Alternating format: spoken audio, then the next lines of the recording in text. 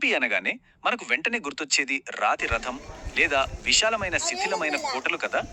కానీ ఆ శిథిలాల మధ్యే అత్యంత రహస్యమైన, దృశ్యపరంగా అద్భుతమైన మరియు ఆధ్యాత్మికంగా ఎంతో పవర్ఫుల్ అయిన ఒక ప్రదేశం దాగి ఉంది. ఇంక ఏ మాత్రం లేట్ చేయకుండా ఆ మిస్టరీ ఏంటో తెలుసుకుందాం పదండి. ఇప్పుడు ఒక ఆసక్తికరమైన విషయం గమనిద్దాం. సాధారణంగా ఆంజనేయ స్వామి అనగానే గద పట్టుకున్న వీరుడుగాను లేదా సంజీవని పర్వతాన్ని మోస్తున్నట్లుగాను కనిపిస్తారు కదా. కానీ ఇక్కడ సీన్ కంప్లీట్ గా వేరు. స్వామివారు చాలా ప్రశాంతంగా ధ్యాన ముద్రలో కూర్చుని ఉన్నారు. అంతేకాదు, ఒక 6 కోణాల నక్షత్రం అంటే ఒక షట్కోణ యంత్రం మధ్యలో బంధించబడి ఉన్నట్లుగా కనిపిస్తారు. ఇది నిజంగా చాలా యూనిక్ కదూ. సో ఇక్కడే మనకొక అతి పెద్ద డౌట్ వస్తుంది. అసలు ఇంతటి శక్తివంతమైన దేవుణ్ణి ఇలా ఒక జామితీయ ఆకారంలో, అదేనండి ఆ యంత్రంలో ఎందుకు బంధించినట్లు? ఆ యంత్రం వెనుకున్న అసలు మిస్టరీ ఏంటి?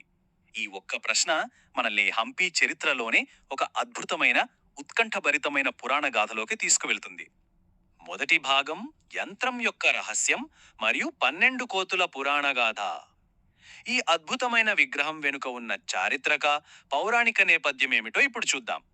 దీనికోసం మనం 16వ శతాబ్దంలోకి, అంటే శ్రీకృష్ణదేవరాయలు పరిపాలించిన ఆ స్వర్ణయుగం నాటి విజయనగర సామ్రాజ్య కాలంలోకి వెళ్లాల్సి ఉంటుంది.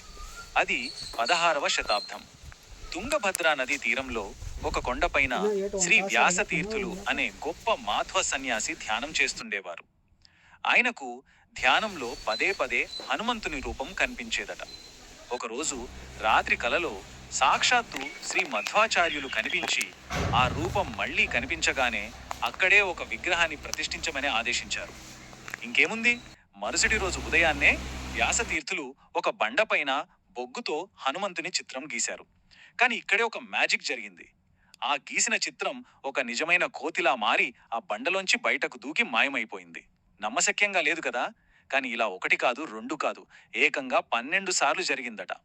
ఇక ఫైనల్ గా 12వ సారి చిత్రం గీసిన వెంటనే ఆ రూపం మళ్లీ బయటకు రాకుండా దాని చుట్టూ ఒక తాంత్రిక యంత్రాన్ని గీసి బంధించేశారు.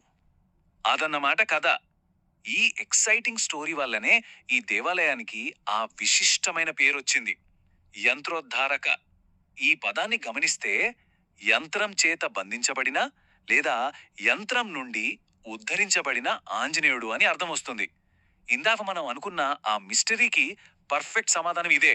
రెండవ భాగం అద్భుతమైన విగ్రహం.